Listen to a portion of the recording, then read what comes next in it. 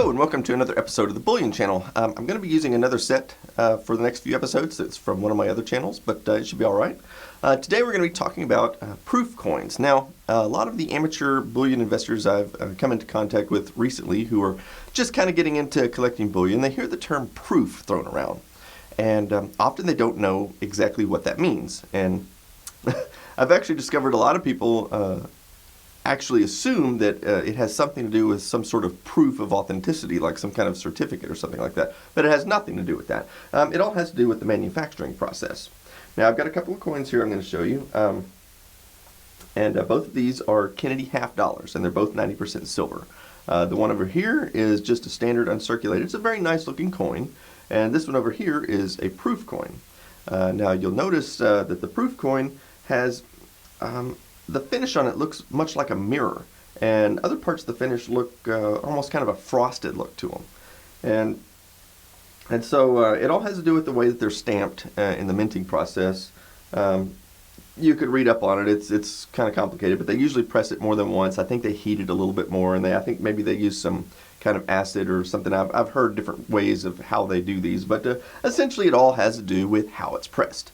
And they do make really nice looking coins. They don't have to be silver, by the way. Let me give you another example. This over here is a standard US nickel.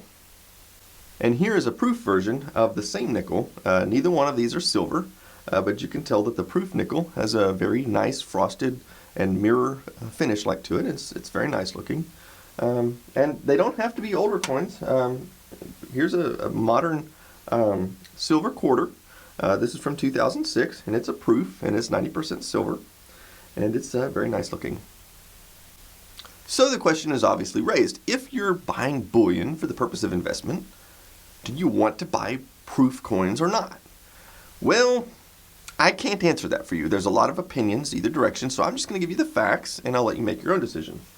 Let's go back to the example of these two Kennedys here. So this is the standard coin.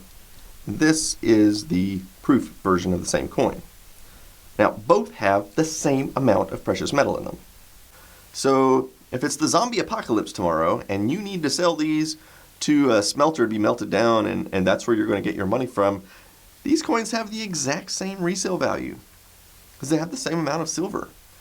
So why would you want to pay more for the proof coin if they're worth the same money? Okay, that's one way of looking at it. But if you're going to be reselling your coins to another individual, assuming there's no zombie apocalypse, right? And you're just, this is your retirement savings, and you got a bunch of these, and you're going to sell these to an individual or a coin shop or put them on eBay or whatever. The proof coin will always retain slightly more value than the non-proof coin. So from that perspective, it probably doesn't make too much difference. Now keep in mind, I only paid a few dollars more for the proof version than the non-proof. So I don't really collect a lot of the proofs. I like to have a few because they're nice looking, but overall I tend to stick with the plain Jane. And the reason is because when I go to resell my bullion at some point in the future, I'm probably going to be reselling a lot of it in bulk, like several tubes at once. And I don't want the hassle of trying to single out a lot of specific coins that have unique numismatic values to them. But I suppose if you were to collect all proofs and you had all the same kind, well, then I guess it wouldn't matter. The same principle would still apply. You could sell them just as easily in bulk without having to worry about individuals. So I'll just leave that up to you, but at least now you know exactly what they are and what the advantage and disadvantage is. Well, I hope you found this episode interesting. I've got a few more coming down the pipeline and hope to see you soon. Thanks for watching.